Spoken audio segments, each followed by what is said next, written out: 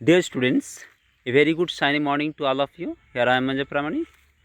Today in this morning, I would like to discuss, here you can see on the screen, the subtopic that is moving on the snow.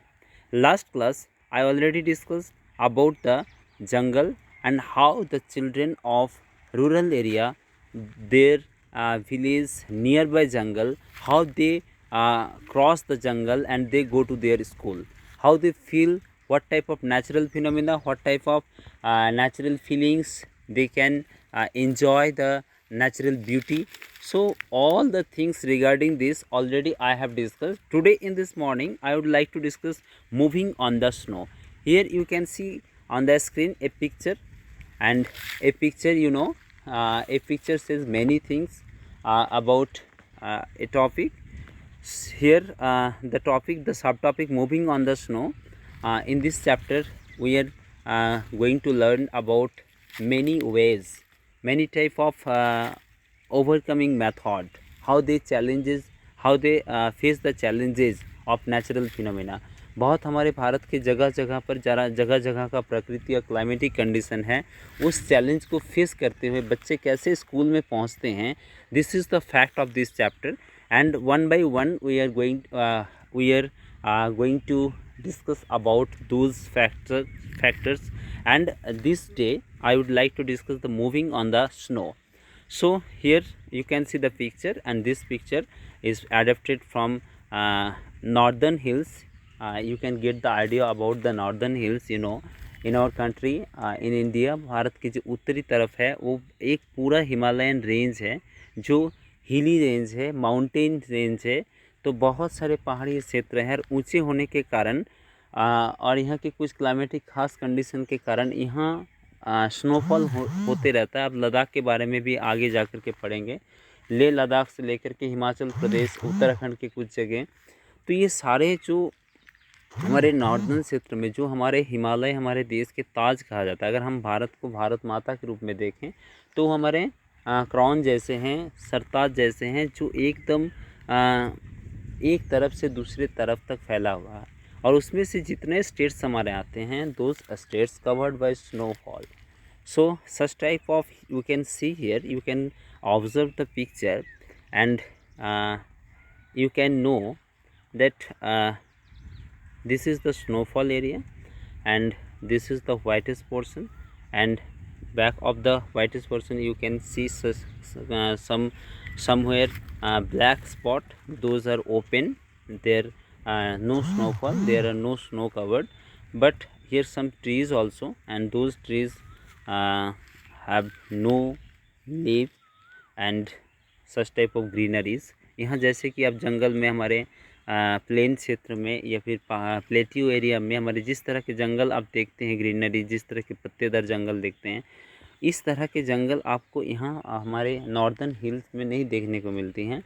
तो यहाँ snowfall होते रहता है, तो यहाँ के कुछ वेजिटेशन, जो नेचुरल वेजिटेशन है, वो कुछ अलग है. तो इस तरह के जगहों में हमारे बच्चे किस तरह से स्कूल पहुँचते हैं, किस तरह के चैलेंज को फेस करते हैं, आप चित्र से ही अंदाज़ा लगा सकते हैं कि कैसे बच्चे एक दूसरे के हाथ पकड़ करके बर्फ़ के ऊपर, बर्फ़ जो होते हैं वो चलते हैं उसके ऊपर, ताकि वो स्लिप नहीं हो जाए, वो कहीं पहाड़ी क्षेत्र से गिर ना जाए. तो ये बहुत ही ज़्यादा चैलेंजिंग है, और इस चैलेंज को फेस करते हुए बच्चे स्कूल में पहुंचते हैं. तो यहाँ हम देखेंगे, see how we reach school. We go to school through miles of snow. We hold hands and walk carefully. हम एक दूसरे के हाथ पकड़ते हैं और बहुत ही केयरफुली चलना पड़ता है. If the snow is soft और feet sink in to it. अगर स्नो जो है वो हो सकता है सॉफ्ट हो.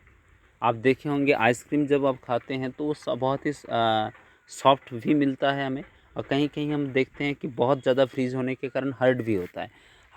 तो आपको ध्यान रखना है कि ये बर्फीला क्षेत्र भी दो तरह के हो जाते हैं. कहीं कहीं snow is soft, here you can see the snow is soft, and somewhere snow is frozen. Frozen in the sense hard हो जाता है जम करके, और ज़्यादा मोर हार्ड.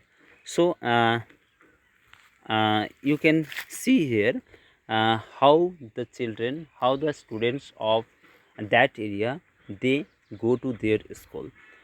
सो जब स्नो सॉफ्ट होता है तो उनके पैर जो है सिंक कर जाता है, डूब जाता है, और जब स्नो फ्रोजन हो जाता है we may slip and fall, वो स्लीप हो सकते हैं, गिर सकते हैं।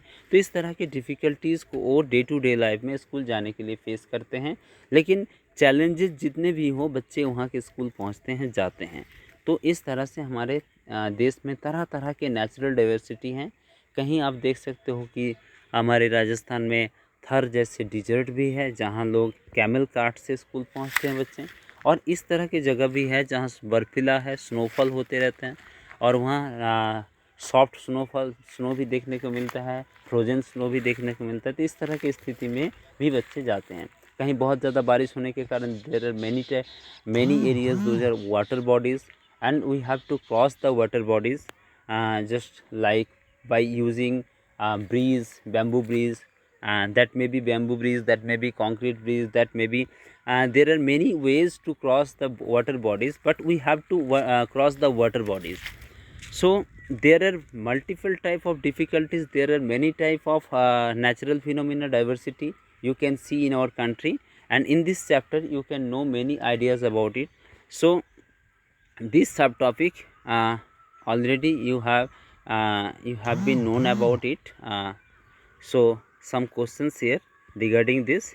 I hope you will do it very nicely. Have you ever seen so much snow? आप कभी देखे हैं? हो सकता है आप कहीं घूमने ना गए हों, लेकिन आप अगर टीवी में भी देखें, फिल्म्स में, कहीं समय, कहीं डॉक्यूमेंट्री में, तो आप यस लिखोगे, क्योंकि ऐसा नहीं कि बर्फ़ स्नोफॉल और बर्फीला क्षेत्र में नहीं देख सकते हैं सब लोग, क्योंकि कितने लोग हम नॉर्दर्न हिल में घूमने जाते हैं, बहुत कम लोग जाते हैं। तो हम कहीं ना कहीं तो देखते हैं इसको, फिल्म्स में देखते हैं, डॉक्यूमेंट्री में देखते हैं। तो आप अगर कहीं देखे हैं तो इसके बारे में येस लिख करके उसके बारे में लिखोगे। Have you ever seen so much snow? इतना स्नो आप देखे हैं कभी? वेयर, कहाँ देखें? इन फिल्म्स और समवेयर एल्स। आप अगर जा करके कहीं देखे हैं खुद तो वो भी लिखोगे, अगर आप मूवीज़ में देखे हो तो आप लिखोगे। नेक्स्ट है, do you think that such places have snow all the time? Why? आपको क्या लगता है कि उस जगह में हर समय इस तरह से स्नोफॉल होते रहता है और स्नो से कवर्ड होता है? अगर है तो क्यों? ठीक है, तो आप इस 2 क्वेश्चंस के आंसर लिख करके ग्रुप में भेजेंगे, और कॉपी आप तैयार रखोगे। कॉपी का मतलब अप टू डेट रखोगे, तैयार मतलब ऐसा नहीं कि कंप्लीट करनी है कॉपी, अप टू डेट मतलब जो भी चीज़ आप करते हो कॉपी में करके रखना, उसका ड्राइंग वगैरह करके रखना। जैसे कि इस तरह का ड्राइंग आप बना सकते हो, जंगल का था तो जंगल का एक ड्राइंग बना सकते हो, तो ताकि आपको ये डाइवर्सिटी के बारे में नॉलेज हो, आप इसको समझें अच्छे से। सो आज के लिए इतना ही, आगे की क्लास में हम फिर मिलेंगे और एक सब टॉपिक को लेकर के, और एक नेचुरल फिनोमेना और एक डाइवर्सिटी को लेकर के आएंगे, और वहाँ के बच्चे किस तरह से उस चैलेंज को फेस करते हैं उसको समझेंगे। धन्यवाद।